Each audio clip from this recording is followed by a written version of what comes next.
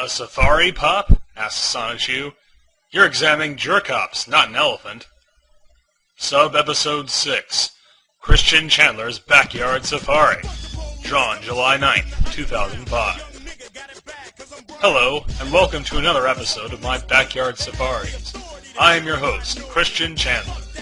On today's show, we will take a close-up look at the carnivorous jerk-ops. They may look like your everyday males of justice, but take my word, folks, the jerk-ops are evil and mean. Let's look at one on this illustration. Now here, we see its head is a basic human shape, but it only thinks evil and naughty thoughts. Note its eyes are frowning. Thus stay that way 24/7. With this face, they rarely attract any women. This badge is a phony. It's really a cracker covered in glitter glue. It wards away all who approach it with its out-of-date breadstick. They wear basic black pants that cover their eggle, yet ugly legs. Viands, hair, and sores, oh my. Some, not all, wear a black glove to cover the spot where one finger fell of as it grew up. They wear brown shoes because they are ashamed of their sausage feet.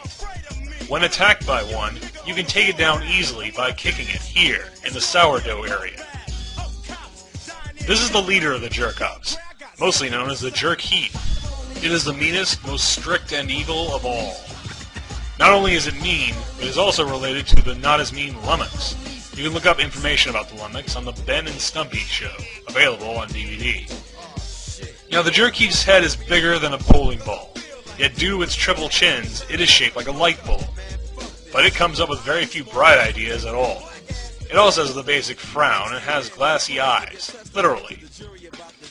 You can identify the jerk heap by its badge. Instead of a cracker, it uses a hunk of tree bark, showing the inside lighter side, and it has glitter glue all over it. Among with its natural color, the jerk heap wears all brown articles of clothing to cover its bulging blobbiness. Because of its monstrous bones and blubber, a jerk heap will weigh 1,500 pounds. A lot more than a Snorlax of 1,014 pounds. Its weak point is still at its sourdough region, but it would take 5 kicks to get it. Its blubber gets in the way. Instead of a breadstick, it uses a metallic slingshot to ward away all who approach it. The jerk heap really loathes virgins for some odd reason, and will attack one at first sight. When it attacks with its tribe of jerk-offs, and they shout threats, then they attack without mercy. The other day, I was hanging with some gal pals, and from out of nowhere, a jerk-off tribe came and shouted their threats. As a lonely virgin, I was in danger. But luckily, my partner Sonichu was there, and he videotaped the encounter. So we'll show it to you now, and you can learn how to defend yourself if you come into a similar situation. Sonichu, would you care to do the honors? Yes, sir, mon capitan, says Sonichu. He presses play on the remote control. On the video, we see Chris at a store. Hey, I was thrilled that you all stopped by the league to talk to me last night, says Chris. The angle changes, showing the jerk heap and his jerk-offs confronting Chris. We no want you on our land, so leave now or we kill you. I am only hanging with my friends, Chris protests. I am not leaving, lousy jerk-offs. I started off in a calm, pleasant mood, Chris narrates, because I was conversing with my gal pals. Just so you know, a gal pal is not classified as a girlfriend. They're just friends. Then they came, the squad of jerk-ops, to threaten me, the lonely virgin. Ah, but I am not the weak person they think I am. I am much, much saltier. Let's watch and see how the battle went. On the video, Chris and the jerk heap stare down like gunfighters. The tension is thick, until... Hey, brother, calls Crystal. I'm coming out now. Sis, thinks Chris. Aw, man. Crystal emerges from the changing room, wearing a new outfit. What do you think, bro? She asks.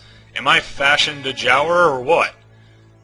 The jerk-ops stand transfixed at the sight of Crystal, with streams of drool pouring from their mouths. You look fantastic, sis, says Chris. Please do your fashion show bit. Oh, jerk-ops. I see, Crystal thinks, realizing her brother's strategy. You got it, brother, she says. Now's my chance to strike out, thinks Chris. Electric hedgehog attack. Psychic, he shouts, utilizing the powers of Magichan Sonichu. His eyes glow an eerie purple color as his psychic powers activate. Well, as we all know, says Chris, narrating the video, all male creatures of any species will always fall for a pretty face. And wow, does my twin sister Crystal have one. I seized the opportunity while the jerk-offs were distracted and drooling. Now with my psychic powers, I was ready. First, I took control of their weapons, opened a dimension hole, and levitated the weapons into the hole. Once I was sure all the weapons had entered, I slammed the hole shut. Those less than 2-bit jerk-offs were still drooling over my sister, not realizing the sitch. Leaving the jerk-heath alone for a moment, I took control of the jerk-offs' bodies, levitated them, and specially arranged them outside the store's entrance. Now it's your turn, jerk-heath, Chris says in the video. You're not getting to me. No matter what you may try and attempt or threat, I will hang out wherever I want, when I want, and how I want. And I will never quit in my search for a boyfriend-free girl, either. So all you jerk-offs may as well go back to the private villa of corrupted citizens and tell Mary Lee Walsh that if she is still intent on shattering my heart again, she can't. My heart is indestructible, and the more you haze me, I will grow stronger. Beware, evil, for in the name of my heart, soul, and love quest, I will punish you. With a gesture of his hand, the jerk-heath is levitated into the air, surrounded by a field of purple energy. The aura surrounds him like a ball, which Chris aims at the jerk-offs arranged outside the door. I aim, he says, positioning the ball with his hands and his mind. Fire, he shouts. I need one more strike for the win, and the championship, Chris says, as the psychic ball goes flying towards the jerk-offs. It knocks them all aside. Yes, says Chris, I got 301. The battle ended. His eyes revert to their normal color. Have you ever heard of someone who got 300 and lose? Asks Chris. That's game. Stopping the video, Chris resumes his safari. Right after those jerk-offs struck out, they all feared me and ran away with their tails between their legs. The jerk-offs rarely reproduce due to the lack of females, which they would be classified as Jane-cops. So they brainwashed the slow-minded people with a hypne gun. I managed to snag one from them that day. The beam only works on slow-minded, mentally handicapped adults. My mind, like most of the worldwide population, is not slow, so the ray has no effect on me. Although when functional, the beam makes the victim able to stand up straight, develop a terrible, aggressive attitude, and transforms him/her into an official jerk-off within seconds. That's all the time we have for now.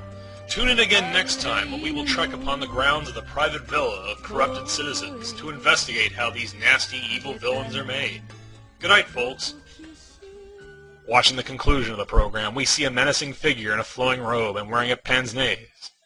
Introducing Scott Palazzo, manager of the Foursquare, Showmall region. How utterly ridiculous, he thinks to himself as he watches the end of Chris's show. That man has his own TV show and comic book? This world is so corrupt. I'll have to call PBC citizens and order more jerk-offs to intercept it. He seeks love and companionship from a girlfriend. I will not allow it. For love is the one thing that makes this world so dizzy, and the less love there is, the better. I know this because my mother loved my father so much that she killed him, then herself. I will not allow that idiot, Christian Chandler, to ever succeed in his love quest. End.